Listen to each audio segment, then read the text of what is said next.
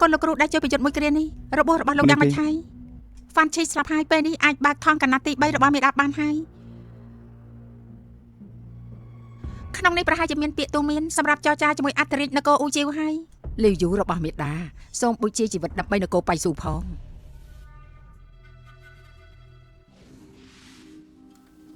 ថៃពេញបងស្រីលីងជីរូបពិតបងណាអាណាចាក់ទេពេលនេះគ្រាន់តែប្រើសម័យមួយមកនិយាយជាមួយឯងឯងថាមហាសីម្នាក់នោះឲ្យព្រះនាងទៅធ្វើខេតអន្តរិទ្ធមែនទេប៉ុន្មានហើយខ្ញុំមានអារម្មណ៍ថាគ្រប់យ៉ាងជាការរៀបចំរបស់នាងហ្វានឈីគឺជាកូនអុកទី1 12ឆ្នាំក្រោយព្រះនាងទី6ជាកូនអុកទី2បងធំខាន់ការដណ្ដើមធម៌មេឃាហើយដណ្ដើមធម៌ច្បាប់មេឃាគឺអ្នកខ្លាំងស៊ីអ្នកខ្សោយលើផ្លូវនេះពួកអ្នកសច្ចៈឆ្លងកាត់កម្រិតតាក់ទងមេឃដែលយកប្រលឹងកងទ័ពមកចាប់ជាតិជាថ្មី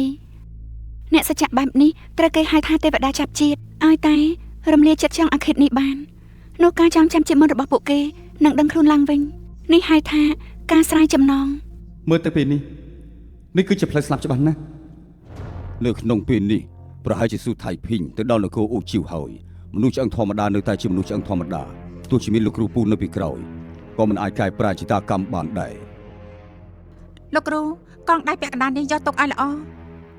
ការធ្វើដំណើរបានបញ្ចប់ហើយយកវាទៅវិញក៏អាចបញ្ចប់ភារកិច្ចបានហើយលោកគ្រូថៃភីងផ្លូវមួយនេះ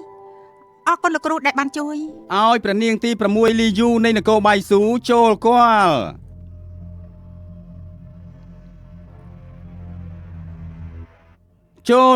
ព្រះអង្គមិនសមត្ថលក្ខណៈរបស់ជើងនាងពិតជាអាចធ្វើបានក្រាបទូលនេះជាលិខិតរបស់មេដារបស់ខ្ញុំម្ចាស់លិខិតចរចាសន្តិភាពដែលបិតាចាស់ដោយផ្ទាល់ព្រមទាំងក្បាលរបស់ហ្វានឈីសូមព្រះអង្គទើបយកក្បាលហ្វានឈីយកមកជើងមើលបន្តិចមក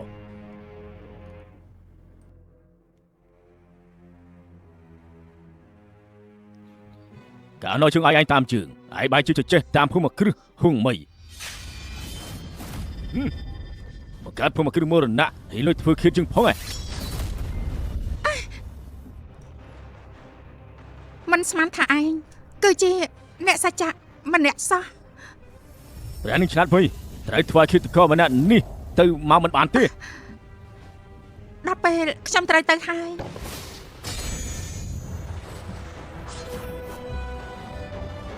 លោកគ្រូថៃភេងឯងជាអ្នកសចាំមកពីណាហើយមករំខានកិច្ចការក្នុងរាជវាំងមិនខ្លាចពីមានទិបដាក់ទោសទេព្រះអង្គធ្លាប់លើកកំណាមមួយឃ្លានេះទេកំណាប់រដូវស្ងប់ស្ងាត់រាត្រីវែងឆ្ងាយពពកខៀវស្រងាត់បន្លឺបទចម្រៀងនគរជូមើលកាយដឹងពីកំណាប់ក្នុងសុបិនជើងដាក់ឃ្លាបន្ទាប់គឺជាអ្វីដែរទៅវិញ្ញាណក្នុងសុបិន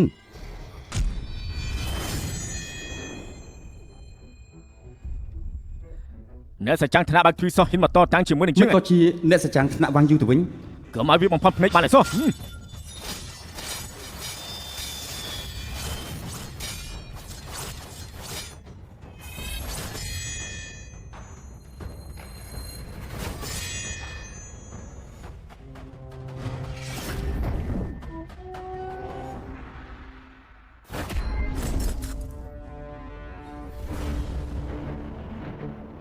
វិញ្ញាណក្នុងសុបិនហោះហើរគ្មានព្រំដែនកំណត់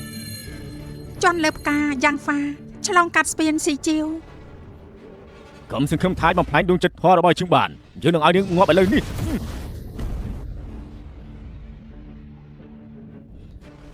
ពួកគេតាំងពីណាគេសុទ្ធតែជាមនុស្សប្រភេទនោះគ្រាន់តែការពីឈ្មោះអាវុធសំដែងមែនទេពួកឯងស្រ័យចំណងបានហើយ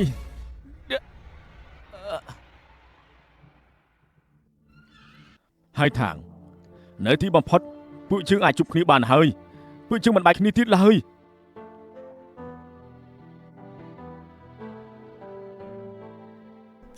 លោកគ្រូថៃភេងតើលោកដឹងពីកំណាប់នេះមកពីណាទៅហ្វាន់ឈី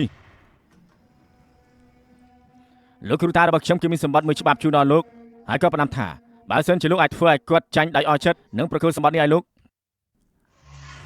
សិស្សច្បងហើយថាងកំណាប់នៅថ្ងៃនេះជាការចងចាំរួមគ្នារបស់អ្នកទាំងពីរតាមមែនទេមិនហើយកម្លាំងរបស់អ្នកទាំងពីរនេះប្រហែលជាមិនអន់ជាងមេបាក់ទេឬក៏ខ្លាំងជាងមេបាក់ទៅទៀតលោកគ្រូថៃភេងរឿងវាមានទឹកតាំង9លោកមិនចាំបាច់បារម្ភទេចាំខ្ញុំជួយដោះស្រាយសូមអរគុណសិស្សច្បង ការមកនគរអូជីវលើកនេះគឺជាអន្ទាក់ដែលស្រីពូពលម្នាក់រួមដៃជាមួយបាក់ធំនៅវិមានទៅរៀបចំឡើងដើម្បីកម្ចាត់ពួកយើងទាំងពីរ ស្រីពឺពលឬមួយក៏មហេសីម្នាក់នោះមែនទេ មែនហើយបន្ទាប់ពីនេះទៅពួកយើងត្រូវរកស្រីម្នាក់នោះសងសឹកអំឡុងពេលពួកយើងដឹងខ្លួនឡើងវិញពួកយើងនឹងលាក់ដំណឹង3ទៅប្រចាំថ្ងៃបានលោកបកគលភារកិច្ចពេលនេះច្បាស់ជាមានគេធ្វើបាបលោកចាត់ថាលោកមិនបានសម្រាប់ភារកិច្ច ការលុតដំលើកនេះបរាជ័យទៅចុះ ពួកយើងនឹងផ្ញើសារមួយទៅកាន់ប៉ាក់ឆេងសៀន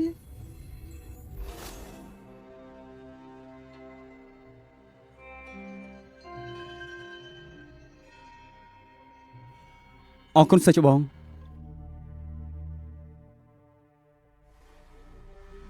សិស្សកំពូលភ្នំទី7ស៊ូថៃភីងបំពេញភារកិច្ចចប់ហើយយកវត្ថុតំណាងត្រឡប់មកវិញសូមមេប៉ាពិនិត្យមើល កងដៃពាក់កណ្ដាលនេះឯងបានមកពីណា ជំរាបមេប៉ាក្រោយពេលដែលខ្ញុំជូនព្រះនាងទៅដល់រាជវាំងអូជីវហើយនាងក៏ប្រគល់វាឲ្យខ្ញុំ ឯងក៏ហោះព្រះនាងនគរបាយគឺស្លាប់បាត់ទៅហើយនេះច្បាស់ជាឯងដណ្ដើមយកមកពីដៃនាងមុនពេលដែលនាងស្លាប់ជឿមិនថា ហើយយើងទើបទទួលបានដំណឹងថាព្រះនាងនគរបៃស៊ូយកលេសចរចាសន្តិភាពដើម្បីធ្វើឃាតអធិរាជនគរអូជីវហើយក៏ត្រូវបានគេសម្លាប់បាត់ហើយដំណឹងคล้ายៗនេះពិតជាបានមកដល់ប៉ាក់ឈិនសៀនមែន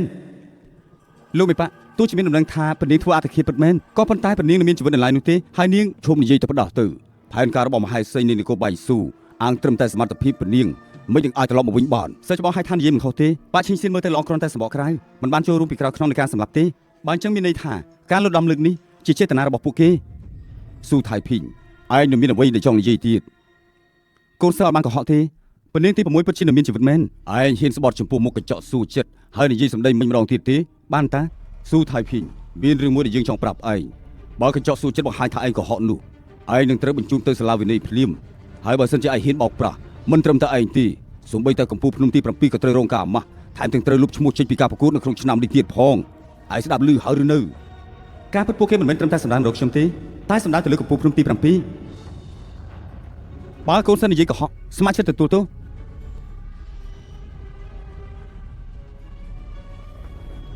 ចុះបើថៃភីងមិនបានកុហកវិញនោះហើយពួកលោកគិតចាំមិនដែរ សិស្សច្បង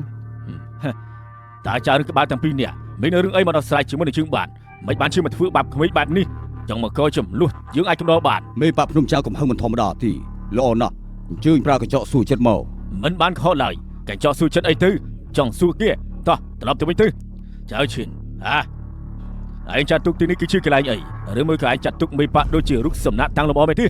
បើថ្ងៃនេះឯងហ៊ាននាំគេចេញការប្រកួតធំលើកនេះយើងនឹងលុបឈ្មោះកម្ពុជាភ្នំទី5ចោលលុបចោលទៅទៅលោកគ្រូខ្ញុំមិនបានកុហកទេខ្ញុំស្ម័គ្រចិត្តទទួលការសាកល្បងពីកញ្ចក់ស៊ូចិត្តបើអញ្ចឹងមែនឯងទៅឈរពីមុខកញ្ចក់ស៊ូចិត្តមើលទៅហើយនិយាយសម្ដីអំបញ្ញមិញនេះម្ដងទៀត ថៃភីងរឿងនេះកុំតាមចិត្តចង់បានអី កុំបារម្ភអី លោកម្ចាស់ភ្នំចិនទោះបីជាយ៉ាងណាគេក៏ជាកូនសិស្សកម្ពុជាទី5របស់យើងដែរគេមិនអាចរងភាពអយុត្តិធម៌បើកញ្ចក់នេះបង្ហាញភាពសាសមឲ្យកូនសិស្សជាងគុណសម្បត្តិការឡើង10ដងល្អបើសិស្សរបស់ឯងមិនបានកុហកពិតមែនយើងនិយាយដុំប្រាក់គុណធម៌ទាំងនេះធ្វើជាការសុំទោស នេះចាចាំមិនប៉ាវិញយ៉ាងមិនដែរបើថៃភីងមិនបានខុសទៀតនោះយើងក៏ព្រមជូនរង្វាន់10ដងដែររួចហើយនឹងសុំទោសគេដែរផ្ទាល់ល្អណាស់ហើយបើជឹងគឺល្អហើយថៃភីងទៅចុះ បើកសំណួរទី1ការចុះពីលើភ្នំលើកនេះឯងធ្លាប់ធ្វើខុសច្បាប់វិន័យបកដែរឬទេមិនធ្លាប់ទេហ៎ ត្រូវហើយគេមិនបានកុហកទេសំណួរទី2កងដៃដែលពាក់នៅក្នុងដៃរបស់ឯងនេះពនាងប្រគល់ជូនឯងដោយផ្ទាល់មែនទេមែនអូ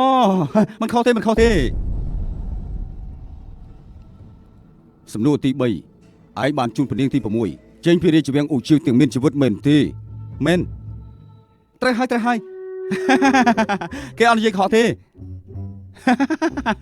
ប្រាប់ឲ្យថាគូសិស្សខ្ញុំមិនបានកុហកទេ ទោះជាកញ្ចក់ស៊ូចិត្តក៏ដោយក៏គង់តែមានពេលវិភាគខុសឆ្គងដែរយើងយល់ថាគួរតែរាយការណ៍ទៅសាលាវិន័យភ្លាមចាំថ្ងៃក្រោយចាំសាកល្បងម្ដងទៀតទៅចុះ ចិនជឿណាឯងកំពុងតែព្រុសអីរឿងនេះមានចំណុចគួរសង្ស័យថៃភីងឯងត្រូវទៅបកស្រាយឲ្យសមហេតុផល ចំណុចនេះខ្ញុំមិនអាចបកស្រាយបានទេប៉ុន្តែពនាងមានបន្ទូលថានៅពេលដែលពនាងធ្វើឃាតនោះពនាងនឹងអធិរាជអូជីវបានផ្ញើរលឹកការចងចាំជាតិមុនរួមគ្នាហើយក៏ដឹងថាទេវតាចាប់ជាតិមិនអាចទេពួកគេឆ្លងជាតិ7មិនដែលដឹងខ្លួនផងមិនក៏លើកនេះដឹងខ្លួនទាំងពីរនាក់តាមពិតលោកម្ចាស់ភ្នំចិនដឹងថាពួកគេទាំងពីរជាទេវតាចាប់ជាតិយើងទើបតែដឹងតាមរយៈដំណឹងចុងក្រោយនេះឯងនិយាយកុហក នេះដូចជាកុហកហើយថៃភីងឯងគ្មានផតាំងត្រូវមានផតាំងមកបង្ហាញបើចារឿងនេះនឹងវាមានទឹកថ្ងៃនេះឯងដាច់ខាតត្រូវតែទៅសាលាវិន័យ ឡោ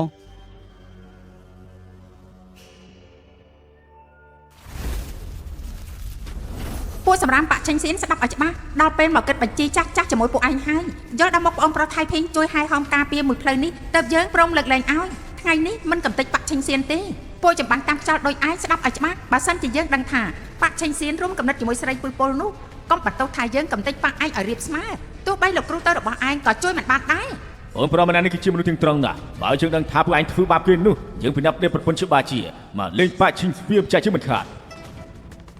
ណែពួកលោកមិនអីចង់និយាយទៀតទេលោកម្ចាស់ភ្នំចិនលោកមើលខុសហើយ ត្រូវហើយ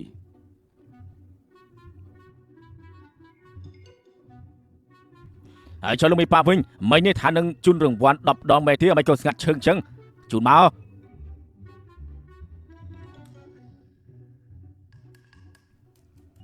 ស៊ូថៃភីង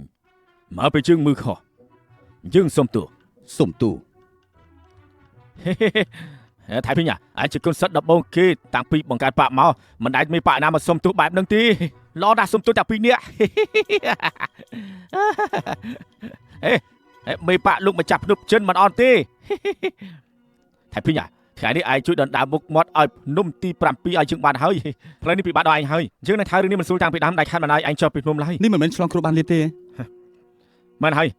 ក្រោយបែរចេញទៅមានរឿងមួយទៀតបានកើត រឿងអីទៅ ស៊ីចិននៅកំពូលភ្នំក្បាច់គុណបានធ្វើឃាតហើជិនបរាជ័យត្រូវសាលាប្រណីឃុំខ្លួននៅច្រាំងភ្នំឆ្លោះកញ្ចក់ សុចបងរៀបចំមកខ្ញុំបានជុំនេះបន្តិចបានទេ លើថានឹងកំពុងតែបង្អត់អាហារខ្លួនឯងកម្លាំងធាននឹងត្រូវបានមកផ្លាញ់បាននៅតែបង្អត់អាហារទៀតខ្លាចថែទ្រាំមិនបានទេឯងទៅជប់នឹងចុះនៅជាលងលំនឹងទៅ សើប្អូនថៃភេងមុនចាញ់ទៅបានផ្ដាំឲ្យប្រយ័ត្នជិនហើជឺតាមមកពីបងស្រីបាត់ខ្លួនតើមែនទេ មែនហើយ ចុះបងស្រីរបស់ខ្ញុំនោះ ហើយនាងនៅកណ្ដាលជើងលេងសប្បាយមិនប្រកាសទេយើងអាចជួយឲ្យនាងជប់ ឯង បាន ចេញទៅ បាទនាងមិនស្ដាប់បង្គាប់ជើងរឿងនោះដែលជើងធ្លាប់ធ្វើដាក់នាងនឹងធ្វើដាក់ផុនស្រីនាងម្ដង បងស្រីបងតែងប្រាប់ថាជាស្រីត្រូវអត់ធ្មត់តែចុងក្រោយកម្លាំងធាតុពេញខ្លួនខ្ញុំនេះបែរជាមិនអាចការពារមនុស្សគួរការពារសិចិនអន់ណាស់សឹងសឹកឲ្យបងមិនបានខ្ញុំនឹងទៅតាមកំដរបងហើយមិនបាច់យកមកឲ្យខ្ញុំទេ ខានជួបគ្នាយូរហើយសិស្សបងស៊ីចិន ខានជប់គ្នាយូរហើយសើប្អូនថៃភេងឯងក៏មកលងលំឲ្យខ្ញុំហូបអី សម ដែរ ត្ថភាពត្រូវបានមកផ្លាញ់បើនៅតែមិនញ៉ាំអីទៀតខ្លាចតែទ្រាំមិនដល់ថ្ងៃចុះពីលើភ្នំទេដឹង ទ្រាំមិនបានក៏ហីទៅគំនុំបងស្រីសងសឹកមិនបានផងរស់នៅបែបនេះគ្មានន័យខ្លឹមសារអីទេ ហេតុអីសិស្សបងមិនយកធូបរោវិញ្ញាណប្រគល់ទៅឲ្យវាមានវិន័យវិញទៅ យើងតាមច្បាប់របស់សាលាវិន័យសិស្សខាងលើភ្នំសម្រាប់សិស្សធម្មតាខាងក្រៅគឺគ្រាន់តែត្រូវបណ្ដុះចេញពីលើភ្នំកន្លងផុតទៅ3ឆ្នាំគង់តែអាចពឹងលើការជ្រើសរើសដើម្បីត្រឡប់មកវិញទោះតន់ស្រាស្ដាំងបែបនេះសម្រាប់បងស្រីរបស់ខ្ញុំវាអយុត្តិធម៌ខ្លាំងណាស់ ហើយនេះទៅបងចង់សម្លាប់ចិនហើយជឿដល់ផ្ទាល់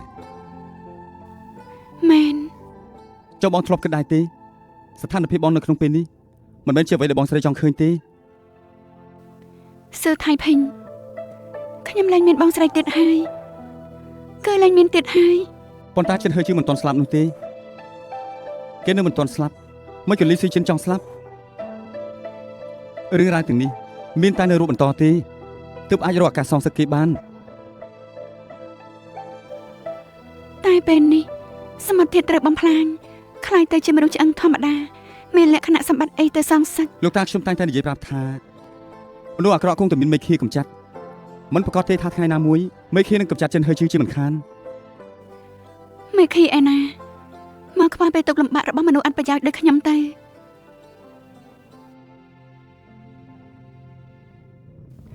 ថៃភេង ញ៉ាំទៅ